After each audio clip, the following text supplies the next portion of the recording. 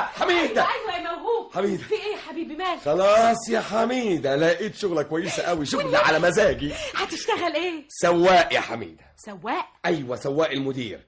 انت عارفه بقى لي شهرين من غير شغل بعد ما قفلت المكتب. طبعا. قريت في الجورنال ان في شركه عايزه سواق للمدير. كويس. قلت الله، طب ما تروح يا واد تشتغل الشغلانه دي، ما انت بتسوق عال. كويس قوي يا جوزي. قول لي هيدوك ما هي كام؟ شوف الست 10 جنيه لمده 3 شهور، واذا ما عملتش حادثه يخلوهم 10 جنيه وريال. اهم احسن من ما فيش. لكن قول لي أي. العربيه اللي هتسوقها دي حلوه؟ يا سلام يا حميده، ليموزين موديل 1962 فيها 7 كراسي. 7 كراسي؟ ايوه طبعا. طب ومين اللي هيركب فيه؟ مين ال7 تنفار اللي هيركبوها؟ محدش هيركبها غير المدير وبس. وانا اصله ده، والكراسي تفضل فاضيه. وماله، مش مدير عشان الناس تعرف مقامه. الناس تموت على كرسي في الاتوبيس وهو عنده 6 كراسي فاضيه. مدير يا حميده. ربنا يوعدنا يا موهوب. مين عارف، انا كل ثقه وكل امل اني هوصل. ضروري في يوم من الايام هوصل، عشان انا موهوب يا حميده. ولا انت مش مصدقاني؟ مصدقاك يا حبيبي، مصدقاك. بس نفسي كده ربنا يحقق لك املك بسرعه قبل الشتاء ما يدخل. نفسي في بالطو يا موهوب. هيحصل يا حميده، اطمني. الفرق بيني وبين المدير بسيط، انا قدام وهو ورا، بينا 10 سنتي. ايه يعني 10 سنتي ولا حاجه. صبرك يا حميده.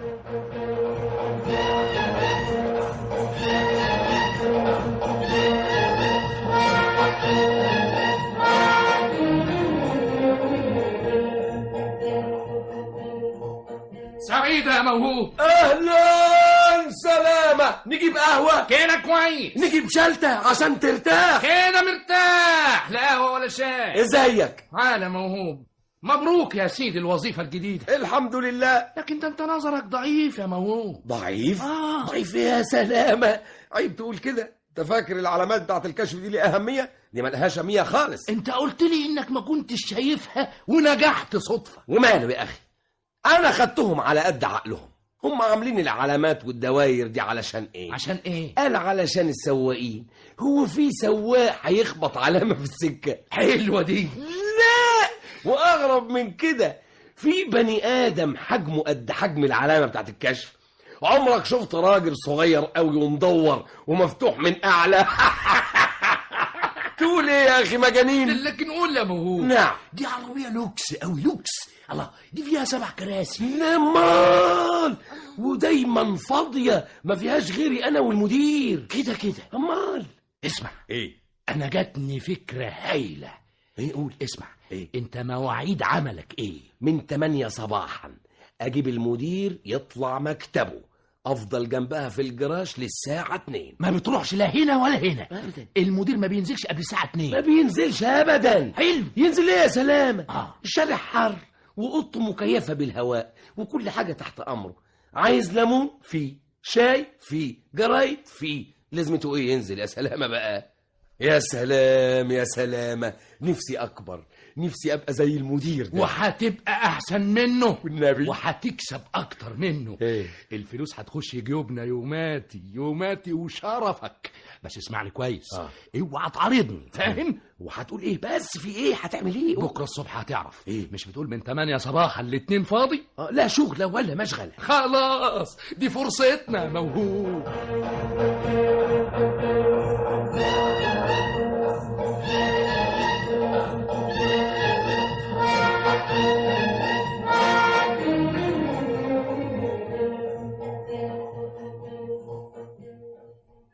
حسني يا حسني. ايوه يا سعاده البيه. تعرف ايه عن السواق الجديد اللي شغلناه من شهرين؟ موهوب؟ ايوه موهوب. والله يا بيه هو باين عليه راجل طيب. انا كنت فاهم كده. اتفضل خد اقرا الجواب ده اللي جاني. ما عنديش فكره يا بيه.